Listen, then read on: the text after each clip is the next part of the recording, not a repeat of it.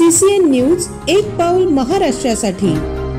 चिखलीमध्ये सायंकाळी रिमझिम पावसातही राष्ट्रीय स्वयंसेवक संघाचे चिखली नगर विजयादशमी पथसंचलन काढण्यात आले। यावेळी जुन्या गावातील आई कुलस्वामिनी वैष्णवी नवरात्र उत्सव मंडळाच्या वतीने या पथसंचलनावर JCBच्या सहाय्याने पुष्पवृष्टी करण्यात आली।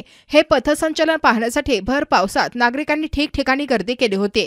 CCN न्यूजसाठी editor in chief Gopal Tupkar, Chikhli, Buldhana.